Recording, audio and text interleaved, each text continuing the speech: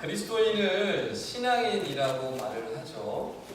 신앙인이라는 것은 이제 믿는 사람이라는 뜻입니다. 그렇다면 그리스도인은 누구를 믿는 사람이에요? 예수님을 믿는 사람, 하나님을 믿는 사람이라는 뜻이죠. 교회를 다니시는 분들은 이제 예수님 나는 잘 믿고 있다, 나는 하나님 잘 믿고 있다라고 이제 생각을 합니다. 그런데 정작 믿음이 정말 있는지는 점검을 좀 해볼 필요가 있습니다. 삶 속에서 어려움이 닥치거나 큰 혼란이 닥치면 그의 믿음이 진짜인가 가짜인가가 드러나게 되는 것이죠. 그래서 하나님을 정말 믿는 사람이라고 한다면 마음의 두려움과 염려가 없어야 합니다. 어떤 어려움이 닥친다고 하더라도 그 평안한 마음과 그 주시는 굳은 마음들은 흔들림이 없어야 하는 것이죠. 사무엘상 17장에 보면 사울과 다윗이 등장을 합니다. 그러나 이 두 사람이 한 문제를 바라보는 시각에는 큰 차이가 있어요. 골리앗이라는 문제를 두 사람이 다르게 바라보고 있습니다. 사울은 골리앗을 어떻게 바라보고 있죠? 굉장히 두려운 마음으로 바라보고 있습니다. 그럼 다윗은 골리앗을 어떻게 바라봅니까? 별로 두려워하지 않는 마음으로 담대함으로 다윗을 향하여 나아가는 모습을 볼 수가 있습니다. 사울도 하나님을 믿는다고 했고 다윗도 하나님을 믿었습니다. 그러나 겉보기에는 둘 다 하나님을 잘 믿는 것처럼 보였지만 실제 문제 앞에서는 전혀 다른 모습으로 나타났던 것이죠. 사울은 하나님을 진정 믿지 못했던 모습이고 다윗은 정말로 하나님을 믿는 그 모습을 삶으로 보여주었습니다. 이것으로 알 수 있는 것은 진짜 믿음은 삶을 통하여서 증거가 나타난다는 것을 우리가 알 수가 있습니다. 여러분 어떻게 살아가고 계십니까? 여러 가지 문제들, 여러 가지 환난들 여러분 앞에 있을 때 정말 하나님 있는 믿음으로 염려함, 두려움 없이 잘 이겨나가고 계신가요? 아니면 믿음이고 뭐고 아무것도 없고 이 문제 앞에서 두려워하며 염려하며 모든 것을 그냥 포기하고 주저앉아 계시지 않습니까? 자, 오늘 이 시간 이 말씀을 통해서 어떤 믿음이 과연 두려움 없는 믿음인지를 다시 다 같이 한번 살펴보고 정말 믿음의 삶을 살기로 결단하고 나가는 복된 시간이 되시기를 주님의 이름으로 축원합니다. 모세가 죽고 난 다음에 여호수아가 지도자의 자리를 대신하기 시작했습니다. 여러분 마음이 어땠을까요? 모세는 우리가 설명할 필요도 없는 사람이죠. 근데 그 모세의 빈자리를 여호수아가 대신해야만 했습니다. 그 마음의 부담감이라는 것은 이루 말할 수 없었겠죠. 엄청난 부담감으로 다가왔을 것입니다. 두렵고 떨리는 마음 이루 말할 수가 없었겠죠. 여호수아서 1장 말씀 앞에 부분을 보면 그 여호수아가 얼마나 두려워했는지 얼마나 염려했는지 우리가 쉽게 알 수가 있습니다. 하나님께서 그 두려워하며 염려하는 그 여호수아에게 세 번이나 말씀을 해주시죠. 두려워하지 말아라. 너는 강하고 담대하여라 라는 말씀을 세 번이나 연속적으로 해주세요. 그 하나님께서 직접 찾아오셔서 말씀해 주시는 그런 격려와 위로의 메시지를 듣고 여호수아가 힘을 내어 일어나서 그 모세의 사명을 이어서 감당하기 시작을 합니다. 그래서 그 여호수아가 격려를 받고 이제 시작을 하게 되는 사역이 바로 이제 이스라엘을 요단강을 건너게 하는 것이 첫 번째 사역이었습니다. 그래서 이스라엘 백성들한테 가서 양식을 준비하여라. 이제 3일 안에 우리가 요단강을 건널 것이다 라고 이제 선포하면서 준비시킵니다. 그러면서 그 다음 말씀에 주신 말씀이 바로 오늘 우리가 읽은 말씀입니다. 우리 다 같이 1절 말씀을 한 번 더 같이 읽도록 하겠습니다. 1절 말씀입니다. 시작. 내 아들 여호수아가 시침에서 두 사람을 정탐꾼으로 보내며 이르되 가서 그 땅과 여리고를 엿보라 하매 그들이 가서 아합이라 하는 기생의 집에 들어가 거기서 유숙하더니. 아멘. 여호수아가 누구를 보냈습니까? 정탐꾼. 몇 명 보냈어요? 2명을 보냈습니다. 왜 정탐꾼을 보냈죠? 네, 여리고를 정탐하게 하려고. 듣고 계시죠? 네. 여리고를 정탐하려고 보냈어요. 그냥 쓸데없이 보낸 게 아니고 여리고를 정탐 어떤 회사에서 특별 프로젝트를 진행을 할 때, 뭐 회사 생활하신 분들은 아시겠지만 그 프로젝트를 이루기 위해서 특별한 팀을 구성을 합니다. TF팀이라고 얘기를 하죠. TF팀을 구성을 해서 그 프로젝트를 이제 수행하게 하는데, 그 프로젝트를 수행하기 위해서 이제 TF팀이 해야 할 일은 구체적인 계획과 실제적인 전략을 짜는 것이 그들이 할 일입니다. 그래서 그 구체적인 계획과 전략에 따라서 순서에 맞춰서 차근차근 하나하나 아주 정확하게 완전히 충성스럽게 일을 수행하기 시작을 합니다. 그래서 그들이 계획한 그 프로젝트가 성공하기 위해서는 굉장히 중요한 확신이 있어야 되는 것이죠. 성공할 수 있다는 확신과 또 구체적인 전략을 그대로 실행하는 그런 실행력이 있어야만 합니다. 그래야지 그 프로젝트를 완수할 수가 있죠.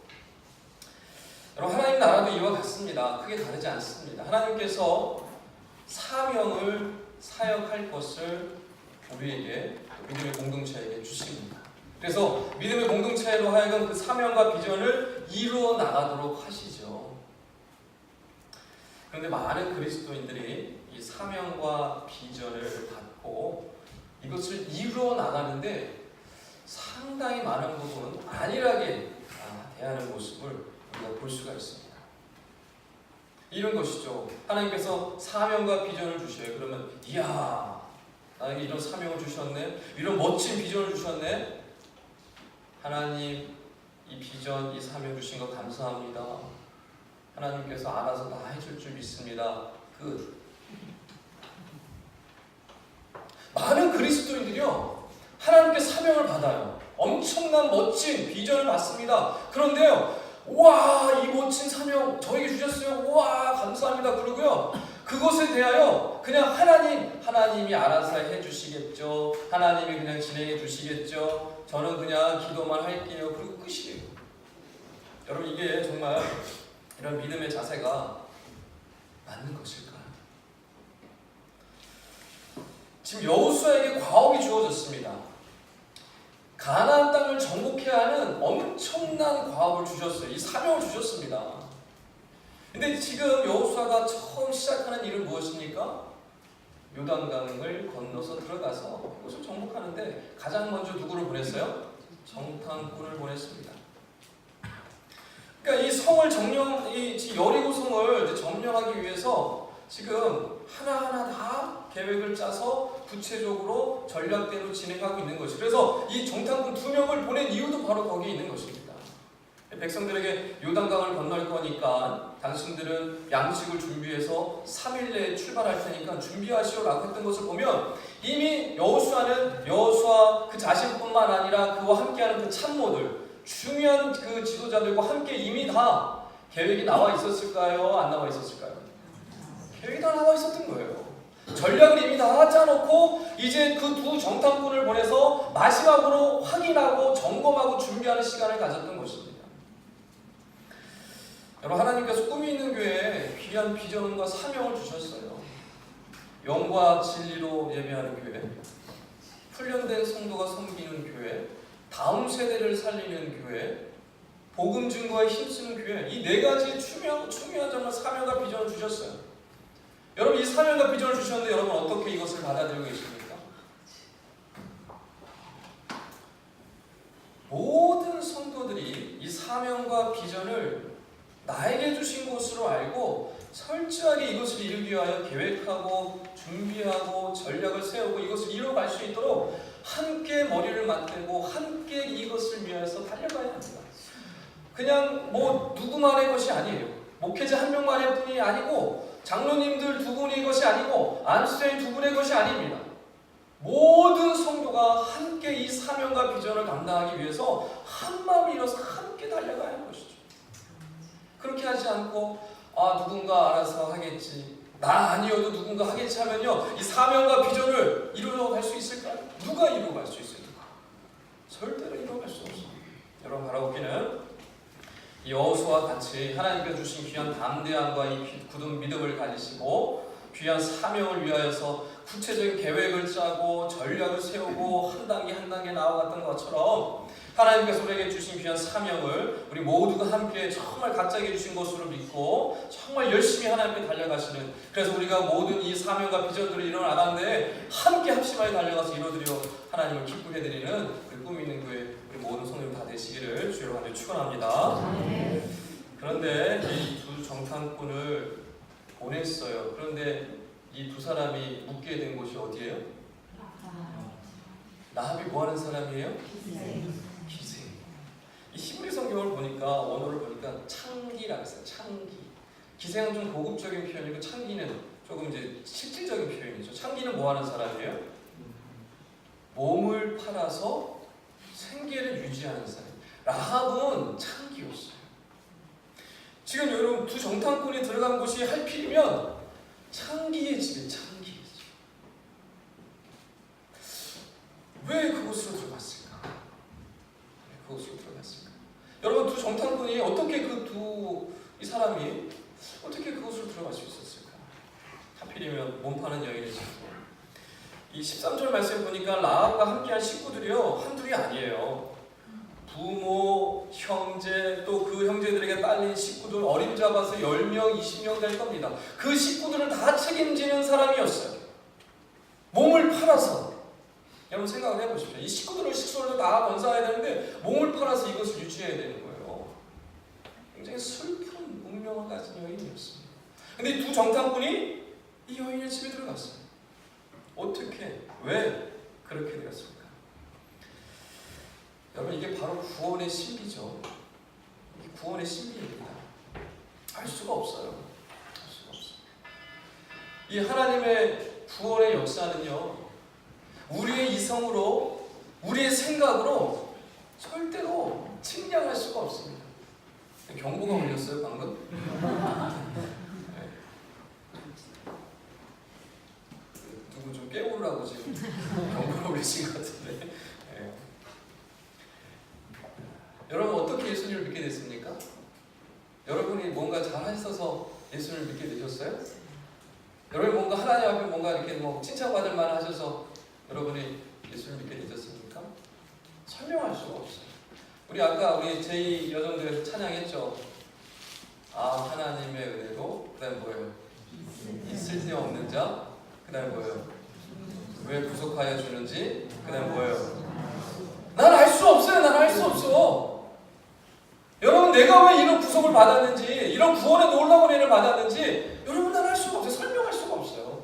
이게 구원의 신비입니다. 어떻게 그 창기 같은 여인, 이 엄청난 슬픔의 사연을 가지고 있는 여인 집에 두 정탐꾼이 들어가게 되는지 우리는 알 수 없어요. 설명할 수가 없어요. 이게 하나님의 놀라운 섭리고 구원의 신비인 것입니다. 이 두 사람의 정탐꾼이 이 라합의 집에 들어가고 난 다음에 라합의 운명이 완전히 뒤바뀌게 됩니다. 그런데 일이 심상치 않게 돌아가죠. 2절 3절을 읽어볼 텐데 제가 2절 여러분 3절 읽겠습니다. 어떤 사람이 여리고 왕에게 말하여 이르되 보소서 이 밤에 이스라엘 자손 중에 몇 사람이 이 땅을 정탐하러 이리로 들어왔나이다. 왕이 라합에게 사람을 보내어 이르되 내일 와서 내 집에 들어간 그 사람들을 끌어내라. 그들은 이 온 땅을 정탐하러 왔느니라. 아멘. 여리고 왕이 이 소식을 들었어요. 어떻게 이렇게 빨리 알아들었는지, 이 정탐꾼이 숨어 들어왔다는 것을, 그것도 라합의 집에 들어왔다는 것을 알았어요. 그래서 이 왕이 라합에게 메시저를 보내서 얘기합니다. 그 스파이 끌어내라. 당장 데려가라. 만약에 이 명령을 여러분 따르지 않으면 어떻게 될까요? 라합뿐만 아니라 그 집안은 그냥 순식간에 몰살이에요. 그러니까 지금 라합은 그 왕의 명령을 듣고 굉장히 지금 위험한 상황에 처하게 된 것입니다. 결단해야만 하는 것이죠. 그런데 성경을 가만히 보면 이걸 어떻게 할지 고민했다거나 이것을 어떻게 해야 될지 막 이런저런 했다는 얘기가 있어요, 없어요? 없어요. 굉장히 즉각적입니다. 굉장히 즉각적으로 답변을 하는 것을 볼 수가 있어요. 제가 4절, 여러분 5절, 6절을 같이 읽도록 하겠습니다. 그 여인이 그 두 사람을 이미 숨긴지라 이르되 과연 그 사람들이 내게 왔었으나 그들이 어디에서 왔는지 나는 알지 못하였고 그 사람들이 어두워 선물을 받을 때쯤 되어갔으니 어디로 갔는지 내가 알지 못하나 그들이 따라가라. 그리하면 그들을 같이 그가 이미 그들을 이끌고 지붕에 올라가서 그 지붕에 버려놓은 산대에 숨겼더라. 아멘. 이 본문을 놓고요 신학자들이 의견이 분분해요. 이걸 놓고 라합은 지금 분명히 뭐 하고 있어요? 거짓말하고 있어요. 거짓말. 이 라합이 거짓말을 보고 신학자들 간의 갈등이 굉장히 많습니다. 어떻게 이렇게 거짓말하고 도덕적으로 바르지 못한 여인을 구원할 수 있느냐? 이거 지금 문제가 있는 거 아니냐? 이 여인 자체가 창기일 뿐만 아니라 거짓말도 하는 이런 사람을 어떻게 이 구원과 관계시킬 수 있느냐라고 하면서 이제 많은 신학자들이 이걸 놓고 굉장히 분분한 의견을 나누고 있습니다. 여러분 어떻게 생각하세요? 이야, 라합도 거짓말하네. 나도 좀 라합처럼 거짓말해도 되지 않을까? 이런 어떤 핑계거리를 삼지는 않습니다. 아니면 이 사람 이거 이렇게 도덕적으로 문제 있는데 이렇게 하나님께서 구원의 역사를 이루어주는 것이 맞을까? 이거 문제 있는 거 아니야? 이거 본문에 이거 아주 그냥 이거 구원에 있어서 굉장히 중요한 이거 신학적인 문제가 있는 거 아니야? 여러분 어떻게 생각하세요? 윤리적으로 도덕적으로 바르지 못한 이 여인을 바라보면서 여러분 어떻게 생각하십니까? 근데 이렇게 따지고 보면요, 우리 믿음의 조상 아브라함은 어땠습니까? 아브라함의 그 모습을 여러분 기억하시죠? 애굽에 갔을 때 자기가 살기 위해서 자기 아내를 뭐로 속여요? 누이 동생으로 속여요. 그래서 거짓말하고 속여서 그 아내를 다른 남자에게 어떻게 해요? 줘버려요. 줘버린다니까요. 거짓말하고. 야곱은 어때요, 여러분? 야곱은 성경 인물 중에서 거짓말 선수라고 치면 1등 아니라 그러면 서로 할 사람이에요. 굉장히 거짓말 잘하는 사람이 야곱이 아니었습니까? 찾아보십시오. 성경에서는요, 이런 거짓말하고 속이는 것을 그대로 다 드러내고 있어요. 근데 이 구원의 역사하고 비춰봤을 때 여러분 이게 어떻게 판단되어지고 있습니까? 오늘 본문도 여러분 마찬가지입니다.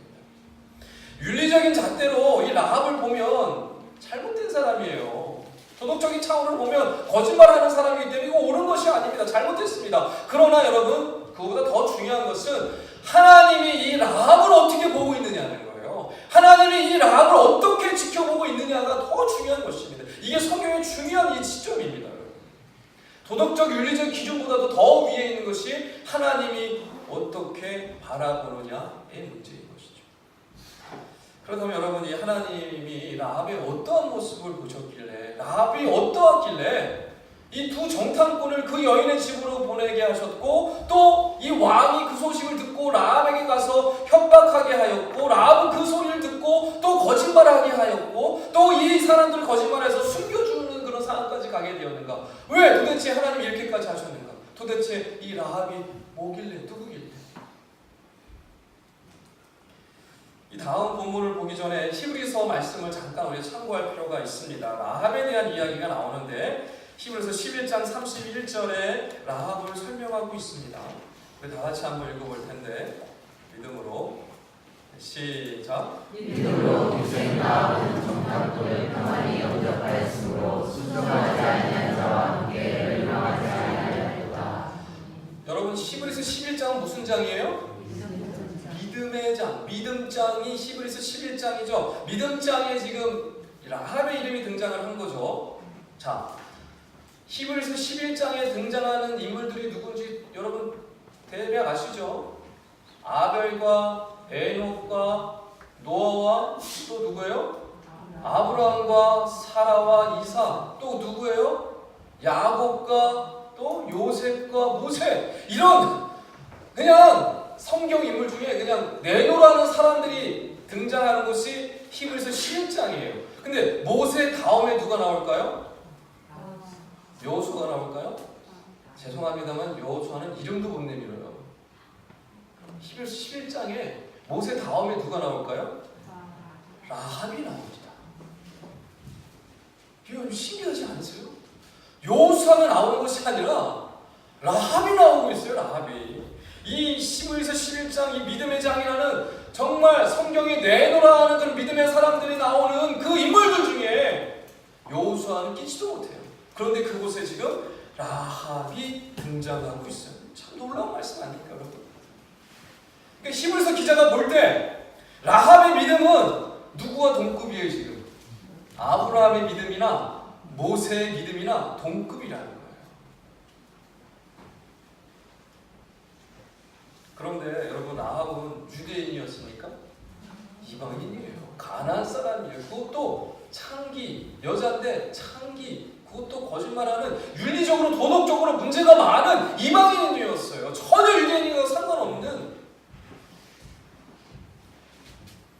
그 라합이 히브리서 11장에 등장을 하고 있습니다. 그 믿음이 어떠한 믿음이길래, 도대체 라합의 믿음이 도대체 어떠한 믿음이길래 성경은 그의 믿음을 엄청난 믿음으로 칭찬하고 있습니다. 하나님은 이 라합의 믿음이 도대체 뭐였길래 그로 하여금 정탐꾼이 그녀의 집으로 들어가도록 인도하셨을까? 라합의 믿음은요, 자기의 전 생명을 거는 믿음이었어요. 자기의 전 존재를 다 거는 믿음이었어요. 그래서 그 믿음장에 이름을 올렸습니다. 왕의 협박에 굴하지 않고 자기의 모든 것을 걸고 하나님께 맡겼던 사람입니다. 그 모습을 하나님이 보신 것입니다. 그의 굳은 간절한 믿음을 하나님이 보신 것이죠.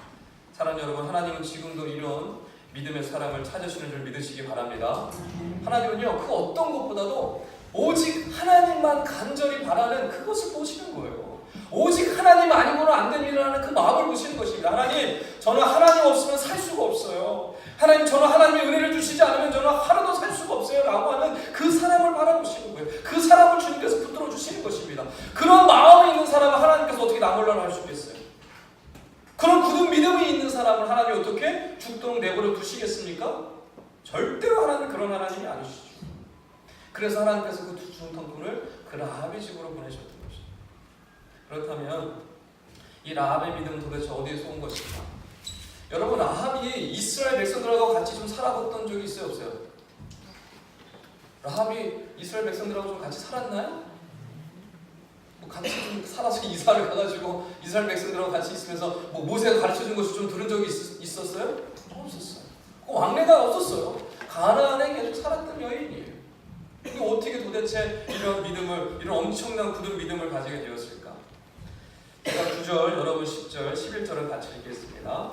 말하되 여호와께서 이 땅을 너희에게 주신 줄을 내가 아노라. 우리가 너희를 심히 두려워하고 이 땅 주민들이 다 너희 앞에서 간담이 농나니 이는 너희가 여기서 살아오되 여호와께서 너희 앞에서 예물을 받게 하시리라. 너희가 일어나 저쪽에 있는 아브라함의 사람들과 시온과 오에게 하는 일로 그들을 정죄시키는 우리가 알았습니다. 같이 우리가 듣자 곧 마음이 녹았고 너희로 말미암아 사람이 정신을 잃었나니 너희의 하나님 여호와는 위로는 하늘에서도 아래로는 땅에서도 하나님이시니라. 아멘. 여러분, 기가 막히지 않습니까? 이방 여인의 입에서 어떻게 여호와께서 이 땅을 너에게 주신 줄을 내가 아노라 라는 이런 고백이 어떻게 나와요? 이방 여인이 이스라엘 백성들하고 살지도 않았던 여인이에요. 율법을 직접 듣고 받은 적도 없는 여인이에요. 근데 어떻게 이런 믿음의 고백을 하고 있습니까? 너무나 놀라운 것이죠. 여러분이 만약에 두 정탐꾼이라고 한번 생각을 해보세요. 깜깜한 밤에 지붕 꼭대기에 숨어가지고 이 여러분 앞에 앉아서 얘기하고 있는 라합을 한번 여러분 생각을 한번 해보세요. 여러분 앞에 라합이 있다고 한번 생각해 보세요. 이렇게 지금 이런저런 얘기를 하고 있는 라합의 모습을 한번 생각해 보십시오. 그의 눈빛, 그의 표정, 그의 목소리 톤, 그의 모습, 얼굴 어떤 것 같으세요? 가짜로 얘기하는 것 같으세요? 거짓말하는 것처럼 보이세요?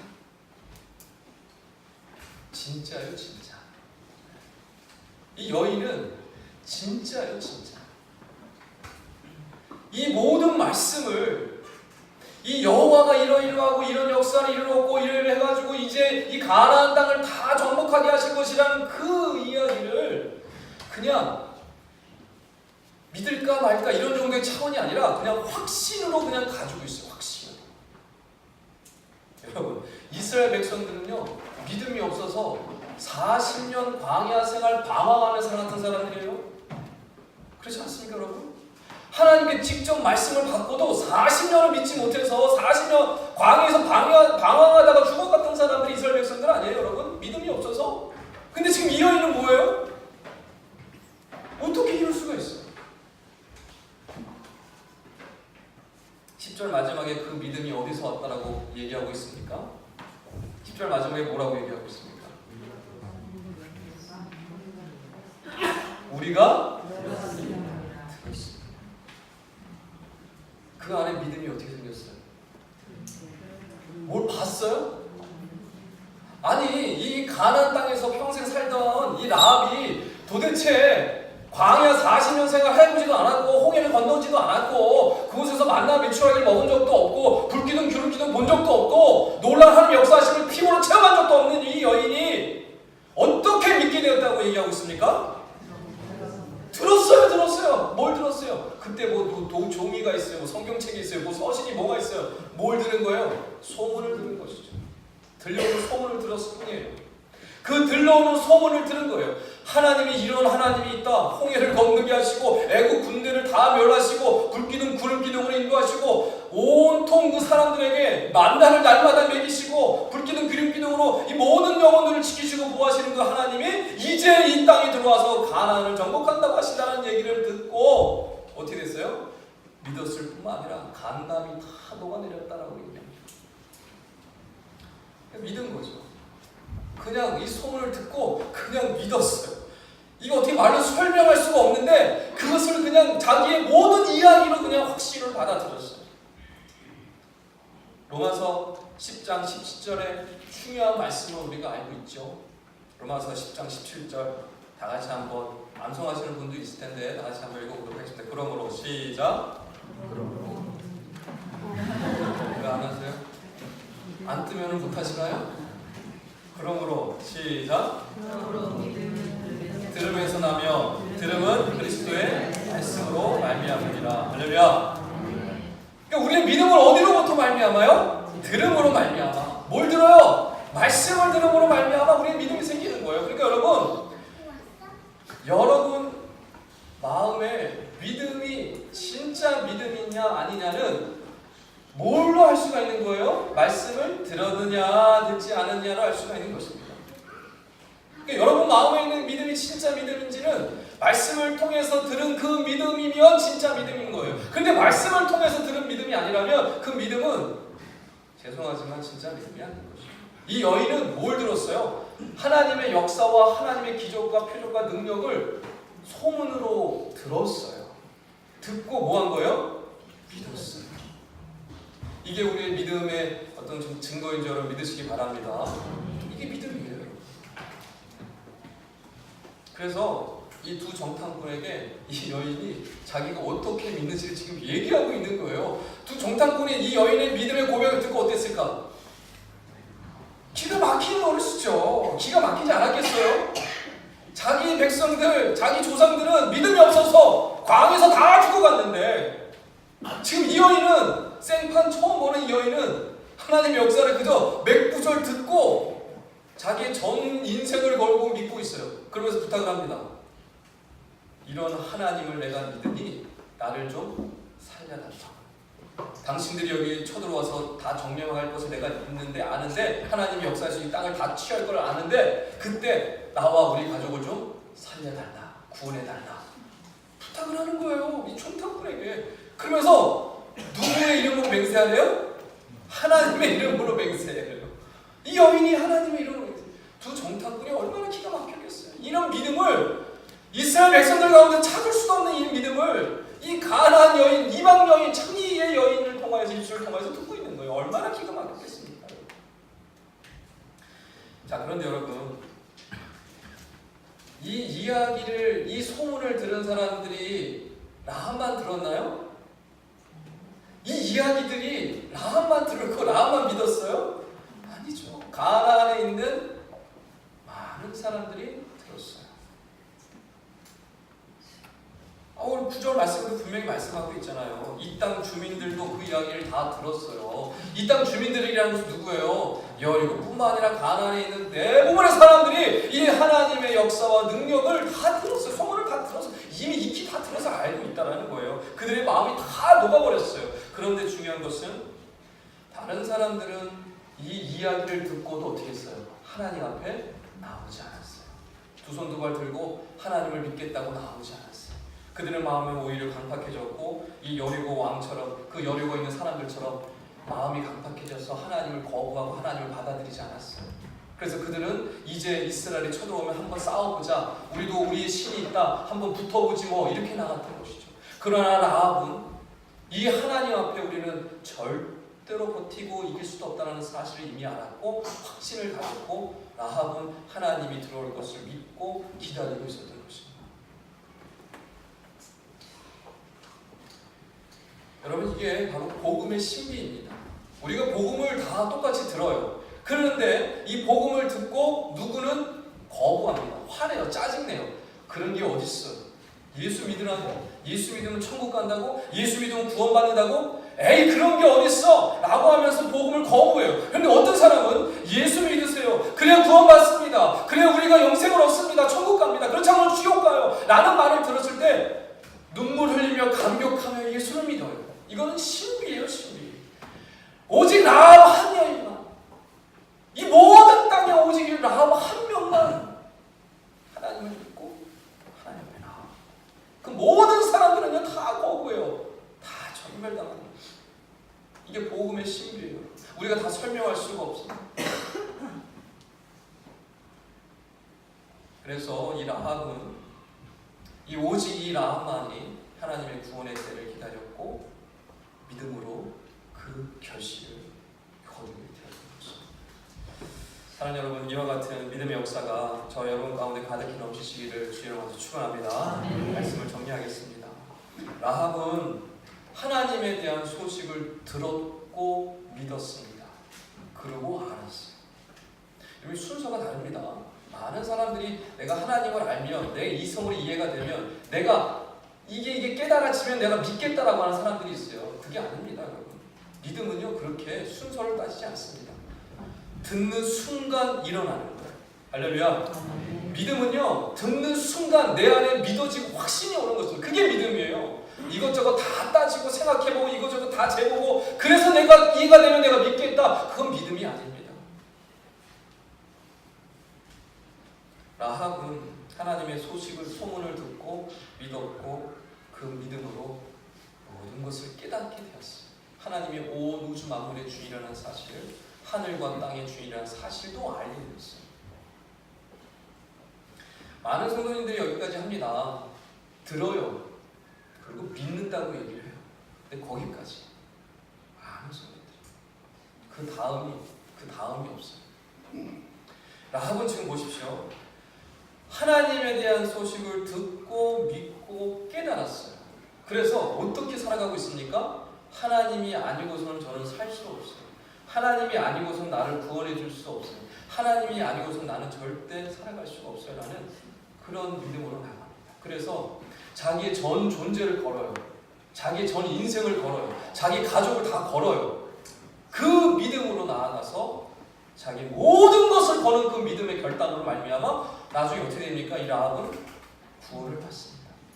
생명을 거두죠. 그래서 그의 이름이 어디에 나오니까?